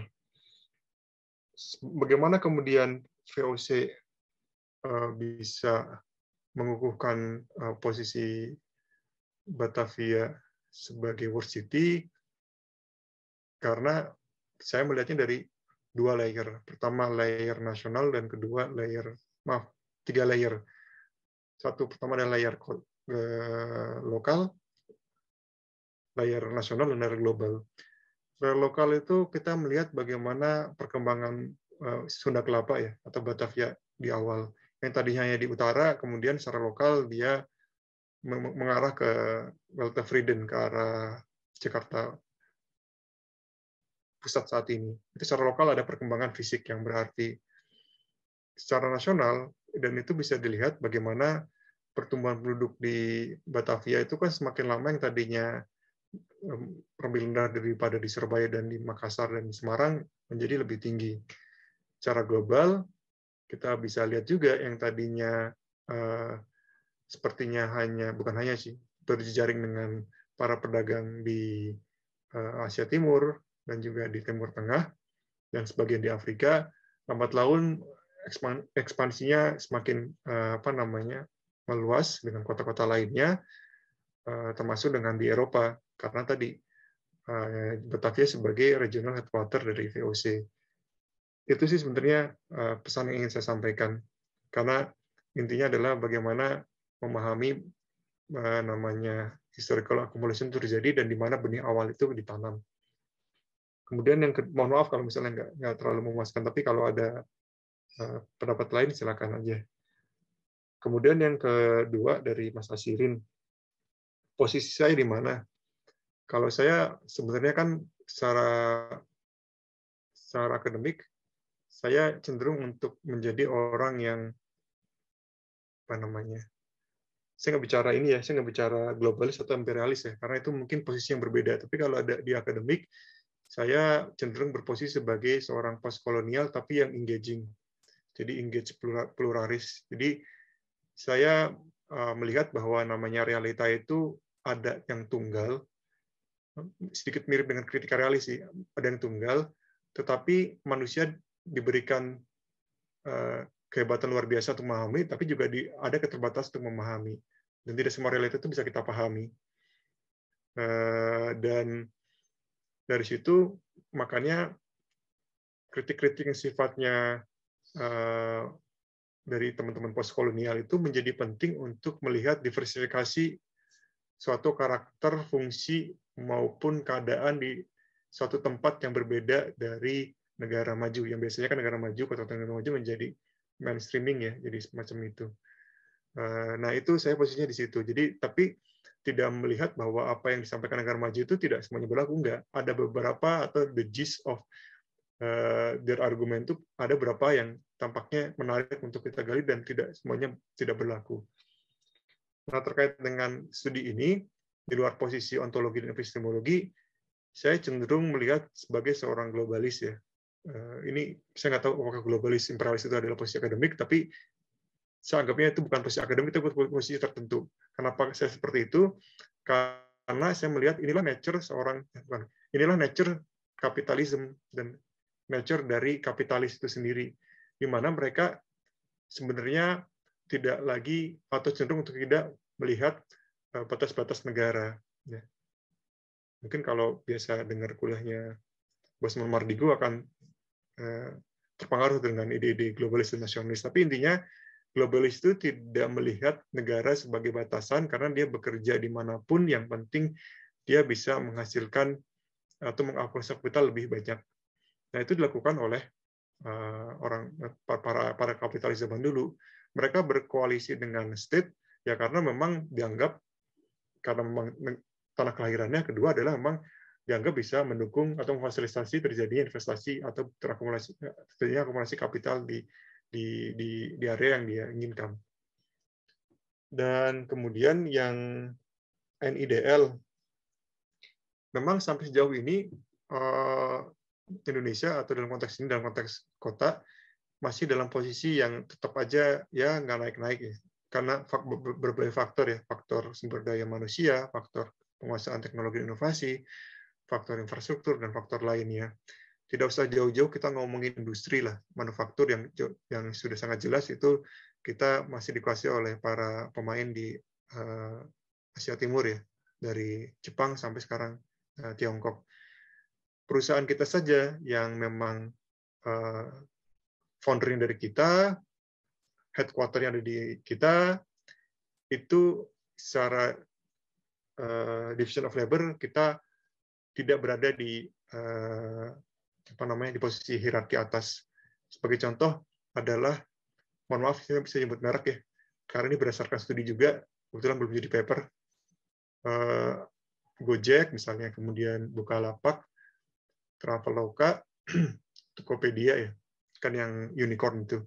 Jika Bapak dan Ibu lihat lowongan pekerjaannya yang dibuka oleh para pelaku startup digital, enggak startup lagi, pelaku industri digital native kita, ternyata para lowongan pekerjaan untuk high-end, ya, programmer, kemudian apa, itu justru adanya terbuka untuk di lowongan pekerjaan di Singapura dan di beberapa kota di India. Implying that bahwa meskipun headquarter kita, tapi dalam konteks value chain, ya, dalam konteks value chain dalam arti sempit adalah tenaga kerja, justru kota-kota tradisional yang memiliki SDM tinggi itu yang kemudian menjadi kota-kota yang jadi bertumpunya operasi dari Gojek, Bukalapak kayaknya beda, Traveloka, mohon maaf, sama Tokopedia. Bukan di Indonesia. Di Indonesia mah paling ya administrasi, marketing, seperti itu. Bukan paling ya, maksudnya begitu. Tambahan aja sih, jadi nggak usah berbicara masalah industri yang dari global, dari kita pun seperti itu. Mungkin itu singkatnya. Mohon maaf kalau ada yang kelewat. Ya, baik, terima kasih. Mudah-mudahan jawabannya tadi dari Kang Galuh dapat sedikit memberikan gambaran ya dari pertanyaan-pertanyaan yang tadi telah disampaikan. Ya, mungkin kita punya satu kesempatan lagi nih untuk satu penanya apabila ada pertanyaan dari rekan-rekan semua yang ingin disampaikan atau mungkin juga ingin memberikan tanggapan, dipersilakan. Kita masih punya waktu 10 menit terakhir ya sebelum kita tutup diskusi kita. Jadi menarik tadi ya apa yang sudah disampaikan oleh Kang Galuh, kemudian ditanggapi. Ini diskusi yang sangat produktif ya. Ada pertanyaan selanjutnya dari rekan-rekan mungkin? Saya masih memberikan kesempatan bagi rekan-rekan yang ingin bertanya, kita punya waktu 10 menit. Mungkin nanti kita akan sudahi diskusi kita pada hari ini pukul 5.30. Kalau saya lupa ya? satu jawaban dari Mas Asirin ya. Pesannya apa ya? Dia pesannya apa? Ya katanya gitu. Memang pesannya mungkin bukan pesan bijak. Kan ini beda-beda ya. Pesannya mau pesan dongeng, mau pesan apa. Tapi kalau pesan akademiknya ada hal sih yang menarik sebenarnya. Jadi yang mungkin kalau boleh titip pesan. Yang pertama adalah kalau kita bicara berbagai macam literatur, saya ngelihat begini, posisi saya juga ya. Kadang kan kita seringkali melihat bahwa sesuatu yang di negara berkembang atau negara selatan itu berbeda. Dan itu benar. Tapi bagi saya juga yang penting adalah menarik untuk melihat juga pesan inti dari apa yang disampaikan scholar di negara maju, ya kan. Karena jangan-jangan pesan intinya itu juga benar, maksudnya bukan benar, tidak sepenuhnya salah, kan seperti itu. Dan bisa berlaku juga di negara berkembang. Nah, hal ini yang kemudian saya coba tawarkan. Karena saya paham dan karena saya juga postkolonial scholar ya dalam arti khusus, kadang melihat kritik-kritik postkolonial itu cenderung untuk membabi buta gitu kan, karena memang mungkin punya posisi ontologi yang berbeda ya. Mereka cenderung untuk punya sisi relativisme yang tinggi juga, tapi dalam konteks bahwa penting juga kemudian menghadirkan sisi diskusi terbuka adalah karena mungkin saja kalau kita bicara akademik, kita kan juga bicara preskripsi kebijakan ya. Nah, di sini memang bagusnya postkolonial scholar itu adalah mencoba memberikan kita kritikan bagaimana preskripsi kebijakan terkait dengan pengembangan kota maupun daerah dan wilayah itu kan tidak serta-merta harus bisa sama dari negara maju kan seperti itu. Nah, postkolonial scholar itu memberikan tadi pengingat seperti itu. Jadi di sisi lainnya itu penting, tapi di sisi lainnya juga tentu saja apa yang ada di negara maju secara diskusi akademik mungkin pesan intinya pun tidak selalu salah atau justru ada yang sama. Itu satu hal. Kemudian yang kedua, kan seringkali diskusi primate city dengan world city atau global city itu dalam literatur akademik yang berbeda ya. Mungkin Bapak dan Ibu bisa melihat di literatur primate city itu hampir tidak ada yang terkait dengan world atau global city. Begitupun sebaliknya. Nah, di sini kebetulan saya coba memberikan sedikit kombinasi. Jangan-jangan sebenarnya mereka itu ada ruang di mana bisa saling berkelindan. Itu sih mungkin pesan-pesan akademiknya. Kalau pesan kebijaksanaan mungkin di sini ada Pak Delik, ada Pak Irul yang bisa memberikan pesan-pesan kebijaksanaan. Di sini nggak ada yang namanya bijaksana kayaknya. Angkatan 2007 yang ada juga. Oh iya, itu namanya tijar. Oke, baik. Pak Bobi, gimana Pak Sirin? Saya sampaikan ada tambahan pertanyaan di chat itu terkait dari sini research agendanya apa gitu, dan agenda kebijakan ke depannya juga apa terkait dari hasil research ini gitu kan. Ya gimana Kang Galuh, apakah arah selanjutnya bagaimana nih? Kali mungkin ada bocoran, ada spoiler. Biasanya kan kalau sekarang eranya ini ya Kang ya, apa namanya istilah spin over ya, dari film-film yang atau ini kan artikel ini nih ya prominent ya dari Kang Galuh nih. Kira-kira ininya bagaimana nih kelanjutannya nih?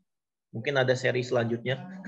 Itu Pak Irul mau nanya dulu tuh kayaknya. Ya, Kang Irul gimana? Ini Mas Bobi Rahman ini udah gelisah nih, belum nyusun squad ya nih. Baik, enggak. Sedikit ya. Saya udah auto save itu. Oh gitu. Baik. Yang ingin sebenarnya terkait riset agenda gitu dan policy, ada kira-kira apa ini ya Mas Galuh ya, kalau istilahnya kita lagi mendesain sebuah katakanlah RUU perkotaan gitu ya. Apa nih yang bisa take away point yang mungkin perlu kita consider secara hati-hati dan mungkin perlu kita sebut fasilitasi kali ya, kalau memang perlu di endorse atau kita perlu antisipasi gitu ya. Kita rem dari fenomena part dependent global city ini ya.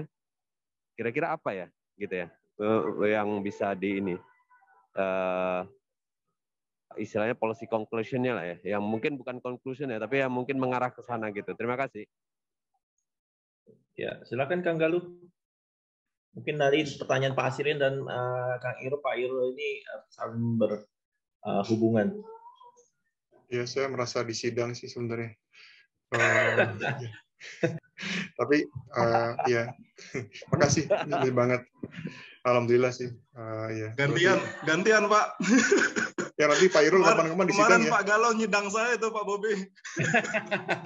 Oh iya, mohon maaf nih, bocoran aja, saya kebetulan jadi pembimbing ketiganya Pak Asirin ya di S3, jadi begitulah.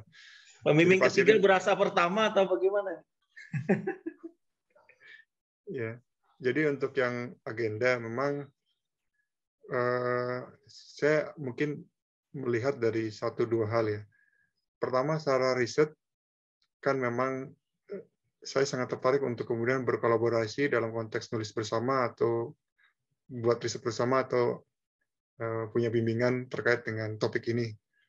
Karena kebetulan di BRIN tidak difasilitasi itu saja. Sama sekali. Jadi saya kehilangan momentum untuk mendalami ini secara komunal, secara kolegial lah, bukan secara individu. Kalau individu mah nggak akan maju-maju. Tadi relasi antara kota, daerah, wilayah dengan konteks globalisasi secara ekonomi. Kalau globalisasi budaya dan agama saya nggak terlalu paham, tapi bagaimana globalisasi ekonomi kemudian berrelasi dengan perkembangan kota, wilayah, daerah secara umum, itu menjadi hal yang menarik untuk dikolaborasikan dalam bentuk apapun, karena di BRIN tidak ada yang tertarik ke sana sebenarnya.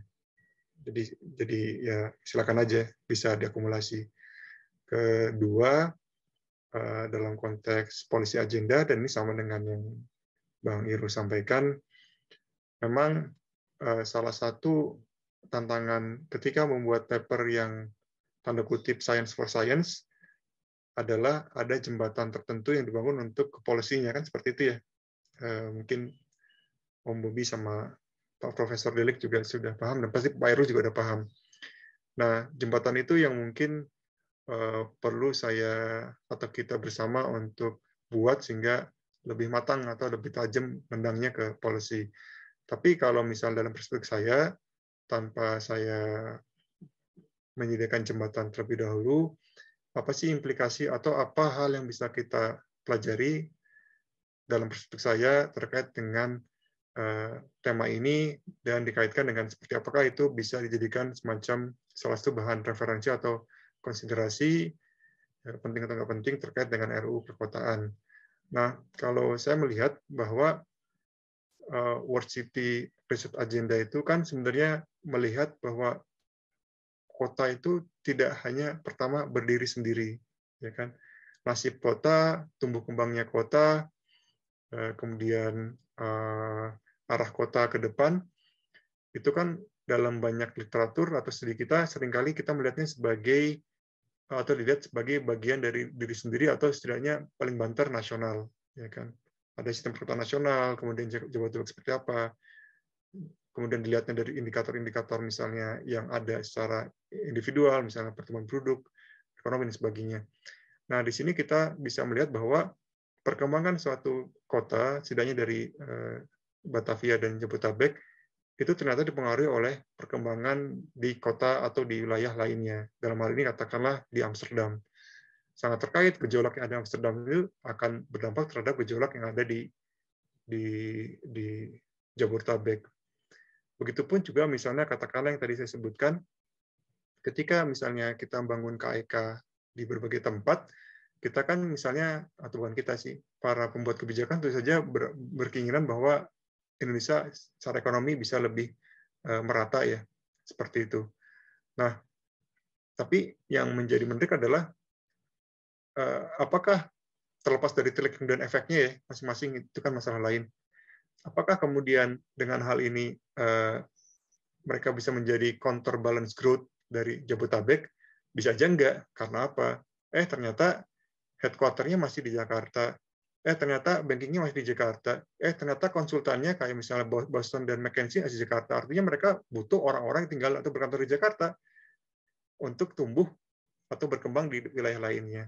Nah, itu bagaimana melihat bahwa perkembangan kota itu tidak bisa dilihat dari posisi dia sendiri-sendiri, tapi bagaimana berrelasi dengan daerah-daerah lainnya.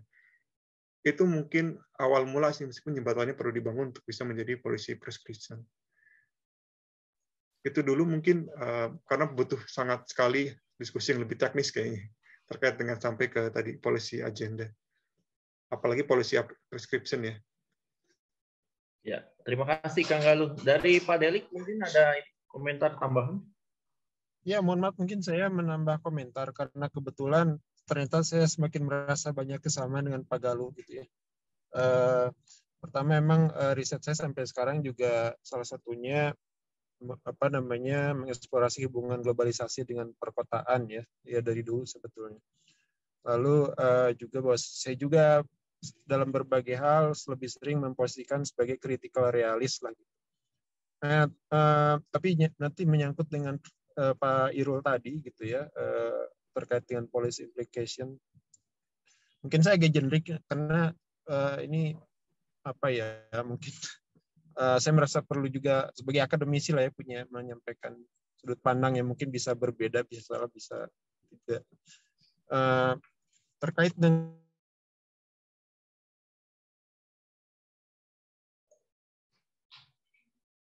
Halo, Prof. Delik agak putus-putus suaranya. Kalau di saya tidak mendengar. Mungkin di Kang Galuh apakah mendengar? Terputus memang. Putus ya. Nama Bang Irul disebutkan langsung putus. perdesaan itu lebih menjadi ini ya dalam peraturan pas disebut sudah duluan terlembaga. Di perkotaan tidak, dan lebih sering di Indonesia itu kota itu dianggap sebagai biang kerok masalah gitu. Nah sebetulnya menurut saya mungkin yang berbagai penelitian juga sebetulnya bukan masalah kota itu baik atau tidak, tetapi bagaimana cara kita membangun kota itu yang harusnya bergeser ke sana gitu. Policy discussion ini bukan mengkambingkialkan antara desa dan kota, tapi bagaimana membangun kota yang baik, produktif, sustainable dan lain-lain. Terus yang kedua juga globalisasi juga sama, nanti masalah kota-kota yang globalisasi misalnya ada segregasi apa, berarti globalisasi itu tidak benar. Sebetulnya mungkin cara menghubungkan bangun kota global yang livable, yang fair itu seperti apa? Karena kalau kita ingin jadi negara maju, adakah negara maju yang tidak punya keterkaitan dengan global gitu? Itu tidak ada gitu. Jadi itu sudah keniscayaan. Kita mungkin, maaf nih, saya nimbrung ya, mencuri panggung. Ya, terima kasih Prof. Delik. Ini menarik ya diskusinya ya. Tadi kita bicara tentang globalisasi, kapitalisme, dan lain sebagainya gitu ya. Kemudian kita mendefinisikan, mengidentifikasi mana yang baik, mana yang buruk gitu ya. Sekadar promosi, di beberapa pertemuan ke depan kita, diskusi kita bulanan ini nantinya kita juga akan mengundang beberapa pembicara yang mungkin nanti akan berpikir dengan cara yang berbeda gitu ya. Bagaimana menghadapi globalisasi dengan cara pendekatan mungkin yang lebih mengangkat dari sisi komunitasnya gitu ya. Kalau ini kan kita lebih melihat dari sisi bagaimana kota itu dipengaruhi dampaknya oleh proses globalisasi dan sebagainya. Kita belum berbicara tentang bagaimana komunitas setempat gitu ya, orang-orang yang tinggal di kota terglobal ini itu bisa mendefinisikan dan melawan proses-proses yang ada gitu ya untuk bertahan hidup dan sebagainya. Jadi ini sekadar promosi, nanti ke depannya kita juga akan berbicara dari ontologi maupun epistemologi yang berbeda gitu. Jadi ini nanti diskusi ini akan tetap bergulir, terutama mendiskusikan hal-hal yang sudah dipublikasikan gitu ya, sehingga bisa mendesiminasikan pemikiran-pemikiran para pemikir tata ruang di Indonesia gitu, sehingga ini menjadi sebuah bola salju pemikiran ya. Sekaligus juga nanti mudah-mudahan menjadi ajang diskusi dan pertemuan yang produktif secara pengetahuan. Mungkin Kang Galuh ada respon terakhir untuk Pak Delik? Respon apa? Mungkin Bang Irul malah mau respon, tapi saya sih nggak ada respon sih. Itu memang hal-hal yang perlu jadi pesan yang kita bisa tangkap dan diskusikan lagi. Karena menghasilkan atau memberikan semacam implikasi kebijakan itu memang butuh diskusi dua arah sih, antara yang meriset dan juga para pembuat kebijakan. Jadi karena bisa saling memperkaya sebenarnya, itu aja. Pengalaman saya begitu sih kebetulan. Kayak kemarin membantu Kominfo itu kan sampai setahun ya.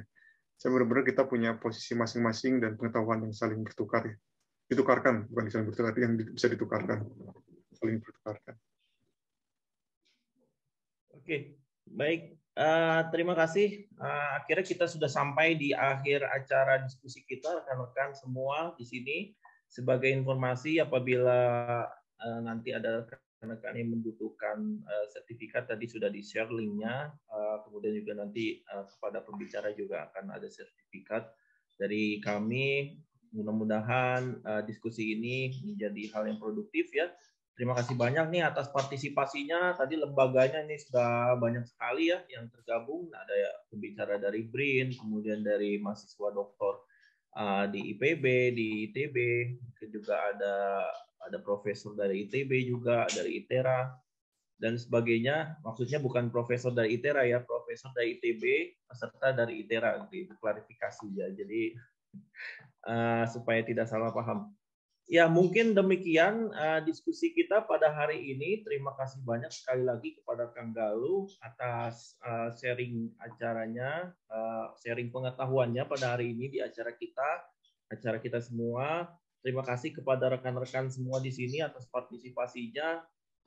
Mohon maaf kalau saya terkesan buru-buru. Sebenarnya saya lebih merefleksikan agar diskusi ini padat ya, sehingga bagi yang ingin mengikutinya nanti di acara selanjutnya maupun melalui rekaman ulang, mereka melihat sesuatu yang acaranya padat gitu ya. Jadi ringkas, padat, jelas gitu ya, sehingga apa yang disampaikan itu menjadi istilahnya berisi ya, daging semua kalau bahasa anak zaman sekarang gitu ya. Ya, demikian Bapak Ibu semua, terima kasih banyak. Mohon izin untuk menutup acara ini. Terima kasih banyak. Wabillahi taufiq wal hidayah. Assalamualaikum warahmatullahi wabarakatuh. Salam sejahtera bagi kita semua.